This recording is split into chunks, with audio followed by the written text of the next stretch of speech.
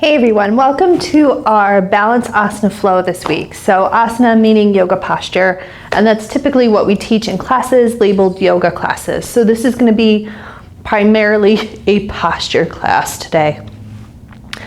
The only props you will need is a mat if you use one. I suggest and have been suggesting that as we're practicing our balance poses this month, that you practice on a hard floor. I'm on a really nice hard surface, or if you're practicing on carpeting, try not to be on carpeting that's really super plush, because that actually does make it harder to balance for you. So if you're trying to focus on balance, try it on hardwood floor first.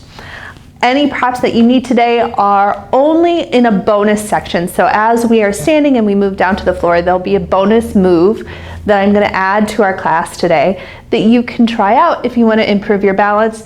And you can grab either a block, a yoga block, or a hardcover book. Now, if you're a yoga teacher out there and you happen to be teaching stuff like this in your classes and you like our my bonus suggestion today, you can go ahead and go to your local library. There's always a weeded book section, or a section where they're taking books off the shelves so that they can sell them to their patrons because they're not being checked out anymore. And you can go grab some books for like $1 a piece there.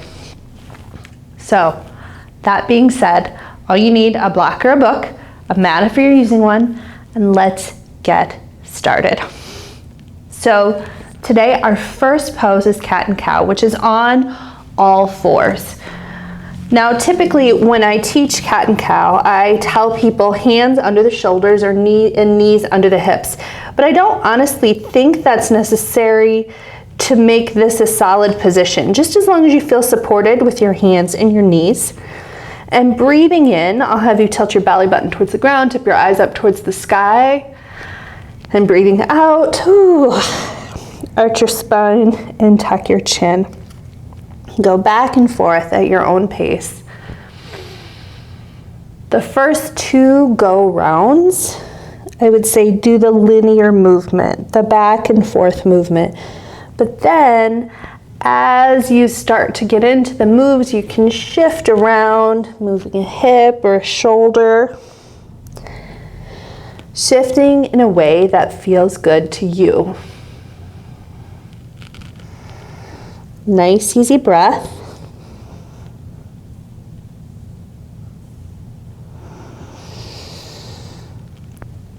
All right, do one more. And let's come back to center. Up next is pointing dog. So I'm going to have you shift your weight to your right knee and take your left leg straight back. Okay, so this is our first balance pose. And I'm going to encourage you to engage all these muscles along what is now the bottom of your body. So sometimes we call them your core muscles. And then if it feels okay, your right arm comes forward. Make sure you're breathing. And then release. Come back down, shift your hands and your knees if you need to, because of course we're going to do the other side. We're going to shift our weight here to this left knee. Straighten your right leg back. Bring your left arm forward. Again, nice long breath here. And then release, come down, take a moment, shift backward, shift your hips towards your heels, drop your head towards the floor if that feels good, and rest.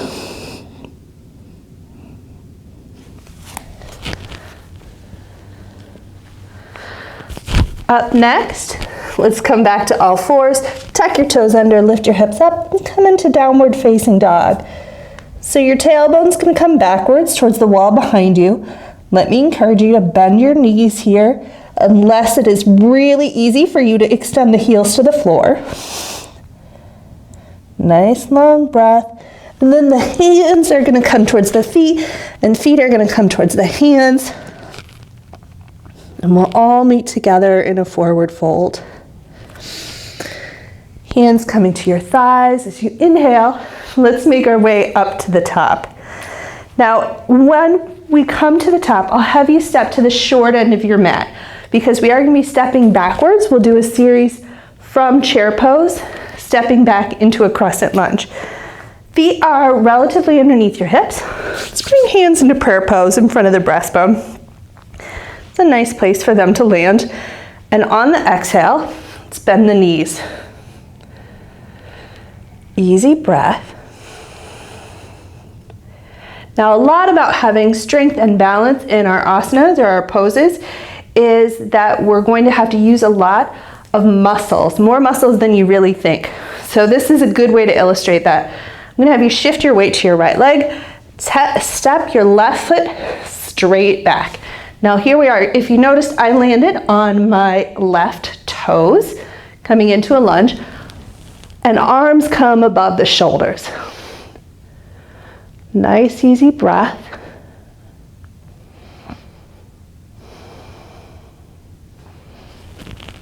And from here, let's step back into that chair pose or Utkatasana.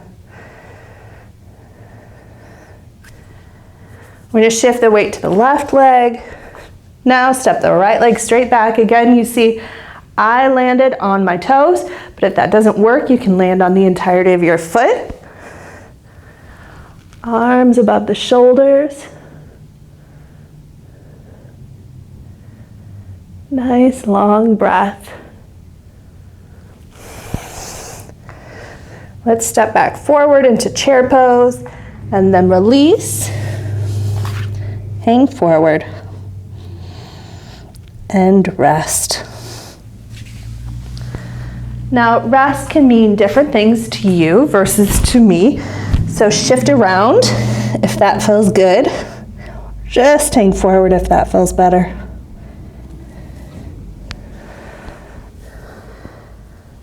Hands coming to the thighs as you inhale.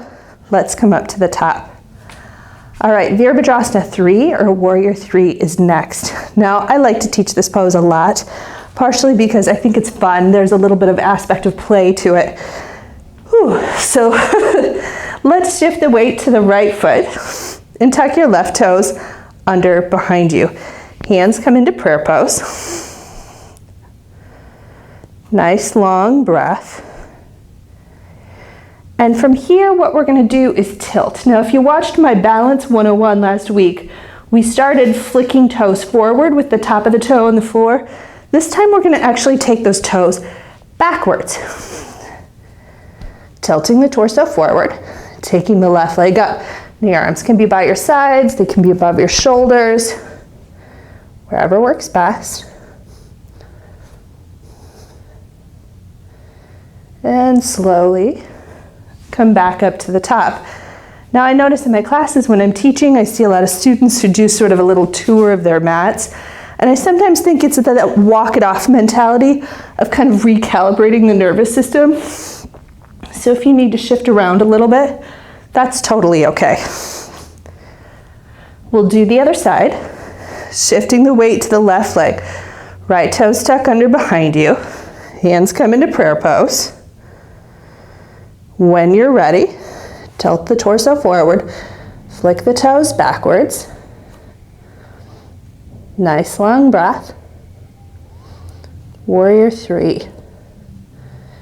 Now if you need to put your hands on the floor to help you balance, you can do that. No shame.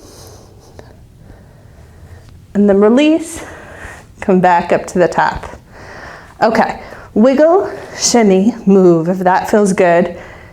Here is our bonus task. Now, if you have a book or a yoga block, it works either way. What I'm gonna have you do is take it and put it on top of your head. Now, like I said, a lot about balance is actually being steady on your feet and being strong in your joints. Then it's sort of like in life, you feel like the wind can't push you over. That's sort of the same in these yoga poses where we are focusing on balance. We have to be nice and strong in the muscles and the joints. Here's a good way to practice this. Now, you'd be surprised how many adults find this really intimidating. So if that's you, no worries, but it might be something fun just to play with. So what we're gonna do is come down to the floor with our book or our block on our head. Now, everybody comes down differently. I tend to come down in a squat because that's how I'm built. I actually have a wide stance, I have wide hips. So squats feel pretty good to me. Coming down onto the floor. Okay, so coming down is one thing. If you want to figure out how to come back up, here, and I'll switch to using the book just to show you it's pretty similar. The books generally weigh more than the blocks, but sometimes that can be an advantage. So we're going to work on coming up and down. So if you really want to work on stability in the joints and the knees, this is a great way to do this. And oddly enough, let me tell you, there was a study that was done about 6 or 7 years ago that talked about how people who had strong joints, who were able to get up and down off the floor without using their hands, actually had a longer lifespan. So this isn't a bad thing to drill every once in a while. All right. Once you're down on the floor, however you get there, we'll come onto our backs. Knees bent and feet are to the floor. I'm going to do a little low back release, and then we'll do some cross coordination before we do a nice long rest. So have a breath in, and as you breathe out, press your low back down into the floor. Inhaling, you release that. Exhaling, you press your low back down. Go back and forth at your own pace with your own breath.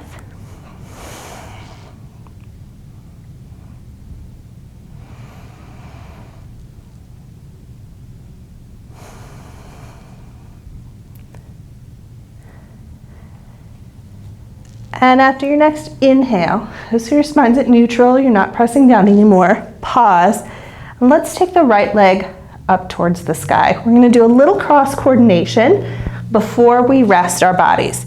So right leg's coming up towards the sky, and then your left arm's going to come up towards the sky. What we're going to do is rotate the right ankle and the left wrist at the same time. Nice, easy breath.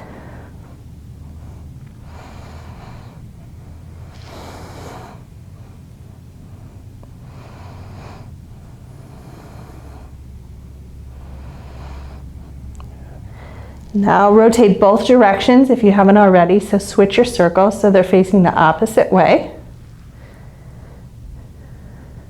And then pause. The right leg comes down, the left arm comes down, and we switch.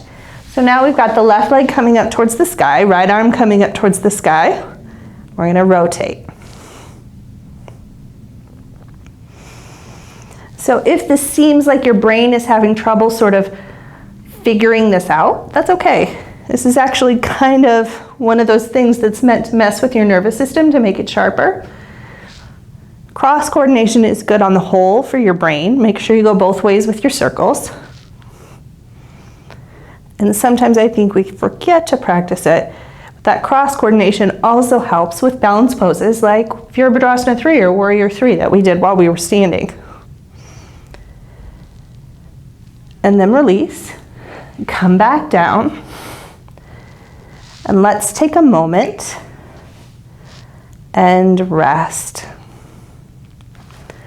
Now, oftentimes what I hear from students at home is that they like the movement of the videos, but it's tough to force themselves to rest.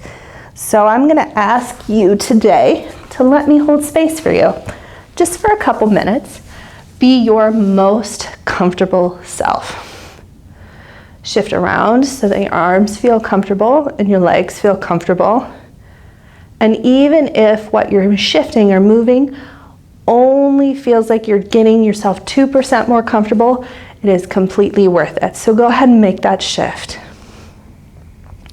Then I'll have you have a couple breaths with me and let out some big sighs. Let's do that one more time. Nice breath in and a nice big sigh.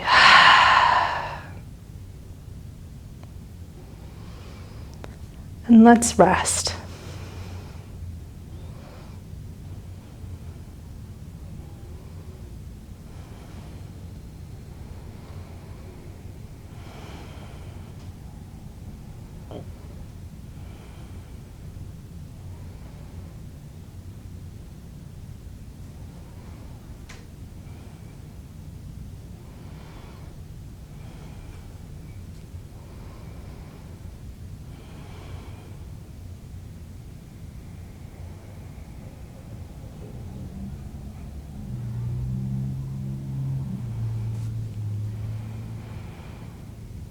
Now you are welcome to stay here resting for as long as you like.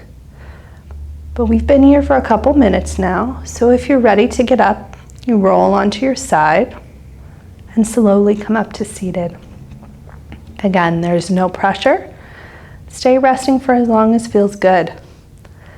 Now, I'm so thankful that you came and shared this balancing asana flow with me today, and I'll see you next time.